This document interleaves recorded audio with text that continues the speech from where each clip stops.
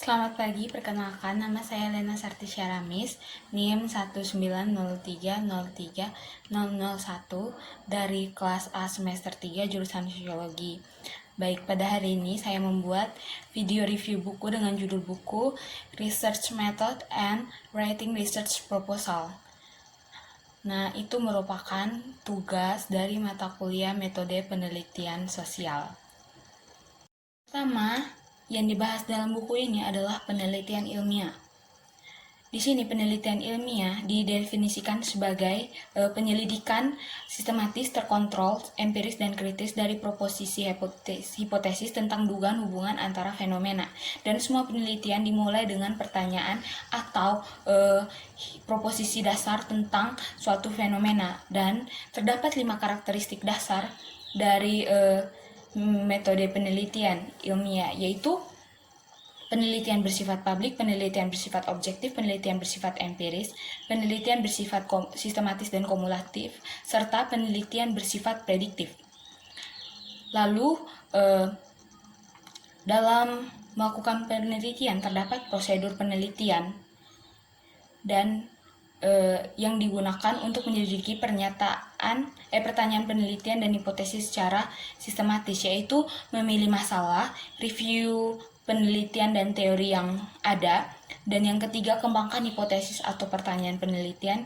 Yang keempat, menentukan metode penelitian atau desain penelitian. Yang kelima, mengumpulkan data yang relevan. Yang keenam, analisis dan interpretasikan hasilnya. Yang ketujuh, sajikan dengan hasil dalam bentuk yang sesuai. Dan kedelapan, replikasi penelitian. Lalu dalam penelitian ilmiah terdapat 2 sektor penelitian, yaitu di bidang akademik dan swasta. Penelitian yang dilakukan dalam bidang akademik dilakukan oleh para sarjanawan dari perguruan tinggi dan universitas. Ini berarti secara umum bahwa penelitiannya memiliki pendekatan teoritis dan ilmiah. Lalu penelitian sektor swasta dilakukan oleh bisnis dan industri non-pemerintahan atau konsultan penelitian mereka. Ini umumnya penelitian terapan, artinya hasilnya dimaksudkan untuk digunakan dalam situasi pengambilan keputusan. Nah, terdapat 3 perbedaan antara penelitian di bidang akademik dan sektor swasta. Yang pertama, penelitian akademik bersifat publik, sedangkan penelitian dalam sektor swasta dianggap satu-satunya milik lembaga sponsor dan umumnya tidak dimiliki oleh peneliti yang lain. Yang kedua adalah perbedaan segi waktu yang diperoleh untuk melakukan penelitian, dan yang ketiga adalah perbedaan dari segi membiayai penelitian. Pada bagian selanjutnya itu membahas tentang prosedur penelitian. Bagian pertama yang dibahas adalah menentukan topik penelitian. Menentukan topik penelitian dilakukan dengan cara mengidentifikasikannya dengan studi jenis tertentu. Lalu sumber topik penelitian bisa dari majalah atau terbitan berkala, ringkasan penelitian, situasi sehari-hari, atau bisa juga dari data arsip.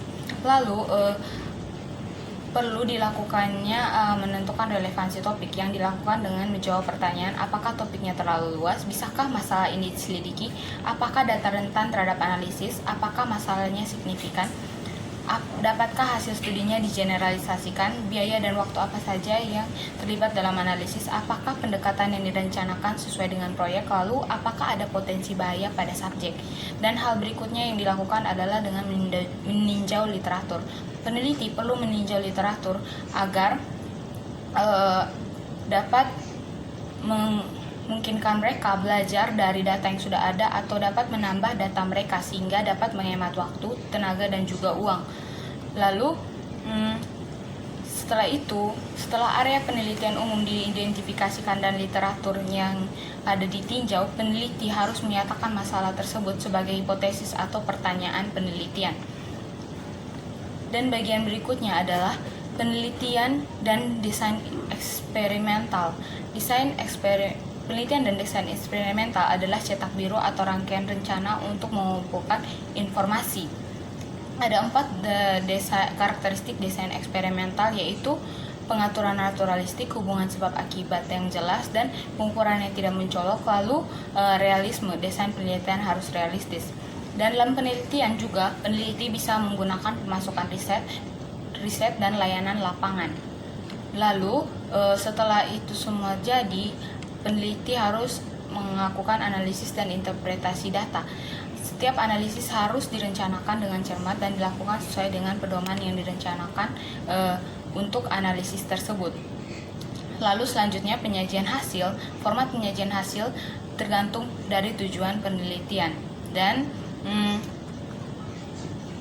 dalam sebuah penelitian pasti ada resiko penelitian. Bisa saja penelitian lebih lama dari apa yang direncanakan, lalu ada kesalahan dalam pemasukan data, dan kesalahan data membutuhkan waktu untuk diperbaiki, lalu sampel terlalu kecil, dan bisa juga subjek tidak terbuka terhadap penelitian. Nah, dalam penelitian membutuhkan sampel. Sampel merupakan bagian dari populasi yang dianggap mewakili seluruh populasi. Terdapat dua jenis sampel, yaitu sampel probabilitas dan sampel non-probabilitas. Selanjutnya, dalam menentukan ukuran sampel bergantung pada jenis penelitian, tujuan penelitian, kompleksitas proyek, jumlah kesalahan yang dapat ditoleransi, kendala waktu, kendala keuangan, dan penelitian sebelumnya di kawasan tersebut. Dalam setiap penelitian pasti terjadi kesalahan pengambilan sampel. Nah, kesalahan pengambilan sampel dikenal juga dengan kesalahan standar. Kesalahan pengambilan sampel terjadi ketika pengukuran yang diambil dari satu sampel tidak sesuai dengan ada yang dalam populasi. Perhitungan sampel error sangat penting dalam penelitian dan didasarkan pada konsep teorema batas pusat. Setelah itu, dalam penelitian ada yang disebut dengan penelitian survei. Adalah metode pengumpulan data yang penting dan berguna. Survei juga merupakan salah satu metode penelitian media yang paling banyak digunakan, terutama karena fleksibilitasnya. Nah, lalu terdapat dua jenis survei utama yang digunakan oleh peneliti. Yang pertama deskriptif dan analitis. Survei deskriptif mencoba menggambarkan atau mendokumentasikan kondisi saat ini dan atau apa yang terjadi saat ini, dan sedangkan survei analitis berusaha untuk menggambarkan dan menjelaskan mengapa ada situasi tertentu. Lalu dalam menyusun pertanyaan survei yang baik terdapat dua pertimbangan yang diperlukan, yaitu pertanyaan harus jelas dan tegas menyampaikan informasi yang diinginkan kepada responden, dan yang kedua adalah harus menggunakan kata-kata yang memungkinkan responden untuk memberikan jawaban yang akurat kepada peneliti. Lalu terdapat dua jenis pertanyaan dalam survei, yaitu pertanyaan terbuka dan tertutup. Pertanyaan terbuka mengharuskan responden untuk menjabarkan jawaban mereka, dan pertanyaan tertutup, responden memilih jawaban dari daftar yang disediakan oleh peneliti. Lalu, biasanya terdapat masalah dalam responden untuk menafsirkan pertanyaan, sehingga peneliti perlu untuk membuat pertanyaan dengan panduan umum. Yang pertama yaitu buat pertanyaan menjadi jelas. Yang kedua, buat pertanyaan tetap pendek. Yang ketiga, ingat tujuan penelitian. Yang keempat, jangan mengajukan pertanyaan berlaras ganda. Lalu hindari kata-kata atau istilah yang bias. Hindari pertanyaan yang mengarah. Jangan gunakan pertanyaan yang meminta informasi detail. Dan hindari juga pertanyaan yang berpotensi memalukan kecuali benar-benar diperlukan. Dalam survei lebih baik ketika pertanyaan awal sederhana dan mudah dijawab. Kuesioner harus diatur dalam urutan logis, mulai dari hal yang umum ke spesifik. Urutan pertanyaan yang buruk dapat membiaskan jawaban responden. Lalu, peneliti perlu melihat tata letak. Desain fisik kuesioner merupakan faktor penting dalam penelitian survei. Dalam desain kuesioner perlu memperhatikan panjang kuesioner, karena panjang kuesioner berhubungan langsung dengan tingkat penyelesaian. Lalu, yang perlu dilakukan dalam survei adalah melakukan pretest, yang merupakan cara terbaik untuk mengetahui apakah instrumen penelitian dirancang secara memadai. Artinya melakukan studi mini dengan sampel kecil untuk menentukan apakah pendekatan studi sudah benar dan dapat menyempurnakan pertanyaan.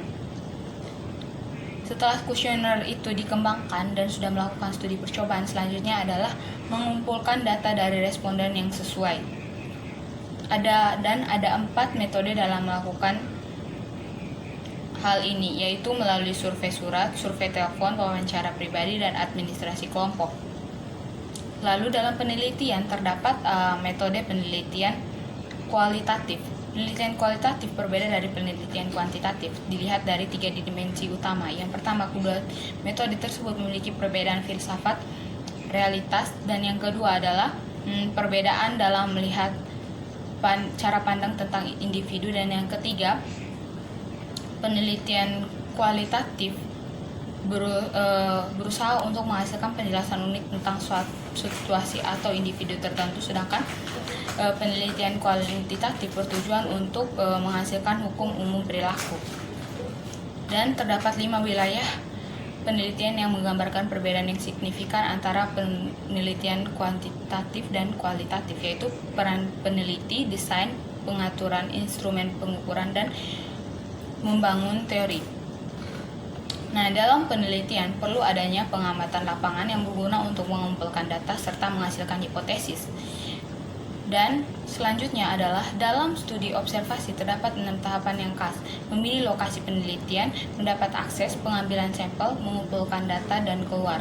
Lalu dalam penelitian laboratorium, peneliti bisa menggunakan kelompok fokus atau wawancara kelompok yang digunakan untuk mengumpulkan data kualitatif terhadap pertanyaan penelitian. Dan metode studi kasus juga bisa digunakan, yang diambil sebanyak mungkin sebagai sumber data untuk menyelidiki suatu peristiwa. Studi kasus berguna ketika peneliti ingin menjelaskan atau memahami beberapa fenomena. Dan pada bagian terakhir adalah menulis proposal penelitian. Dalam menulis proposal penelitian, hal pertama yang diperhatikan adalah mengidentifikasi pembaca yang dituju. Format, panjang, gaya, dan susunan laporan harus sesuai dengan pedoman jurnal yang memuatnya. Dalam menulis laporan penelitian memerlukan prosedur pelaporan akurat dengan 2 alasan. Pertama, penjelasan yang jelas tentang metode penyelidikan memberikan kesempatan bagi pembaca lebih memahami proyek. Dan yang kedua, laporan yang akurat akan memberikan informasi yang diperlukan bagi mereka yang ingin meniru penelitian tersebut. Dalam mekanisme penulisan laporan penelitian mencakup 5 bagian dasar, yaitu pendahuluan, harus mengingat pembaca tentang apa yang harus diikuti. Kebanyakan pendahuluan biasanya berisi pernyataan masalah, pembenaran, dan tujuan dari penelitian ini. Dan yang kedua yaitu tinjauan pustaka yang merangkum secara singkat pekerjaan yang dilakukan di lapangan. Penulis harus meringkas studi yang paling relevan dengan proyek. Lalu yang ketiga, metode penjelasan pendekatan yang digunakan untuk menghadapi masalah penelitian. Beberapa topik yang biasanya disebutkan pada bagian ini adalah ukuran sampel, karakteristik sampel, metodologi, dan manipulasi data. Yang berikutnya hasil berisi temuan-temuan penelitian. Dan yang kelima adalah bagian terakhir dari laporan penelitian adalah pembahasan. Isi bagian ini bervariasi, tapi unsur-unsur umumnya adalah ringkasan, implikasi atau diskusi atau interpretasi, batasan, saran, dan untuk penelitian selanjutnya. Menulis jurnal ilmiah terdapat 9 pedoman. Yang pertama, hindari penggunaan kata ganti orang pertama. Saat mengirim makalah untuk publikasi profesional, letak tabel grafis dan diagram dan gambar di halaman terpisah. Lalu membaca pedoman penulisan yang terlibat oleh setiap jurnal, dan bersikaplah konsisten terkait gaya, tabel, grafik, judul bagian, dan sebagainya. Dan yang kelima adalah beri label yang jelas pada semua tampilan dengan judul yang bermakna. Dan yang terakhir adalah, yang berikutnya adalah membuat bahasa dan deskripsi sesederhana mungkin. Lalu jika memungkinkan, gunakan kalimat aktif daripada kalimat pasif. Lalu koreksi naskah dengan cermat. Yang berikutnya adalah pertimbangan lainnya, di mana hilangkan frasa atau referensi yang dapat ditafsirkan sebagai rasis, dan pemeriksaan keakuratan data. Lalu berikan pengakuan setiap kali penelitian lain dimaksudkan dalam laporan, sertakan juga catatan kaki. Lalu dalam pedoman menulis laporan untuk bisnis dan pemerintahan, memberikan ringkasan eksekutif di awal. Tepatkan metode diskusi yang detail dan rinci. Gunakan metode kuantitatif yang didefinisikan dengan jelas dan mudah dipahami. Gunakan grafis dan bagan pengambilan keputusan mengikuti penelitian. Lalu, berkaitan dengan etika dalam melakukan penelitian, peneliti yang berurusan dengan subjek manusia harus berhati-hati untuk memastikan tindakan pencegahan yang diambil untuk mengurangi potensi bahaya pada subjek. Termaksud adalah perencanaan studi yang cermat serta pembekalan subjek setelah menyelesaikan proyek penelitian ini. Sekian hasil review dari saya. Terima kasih.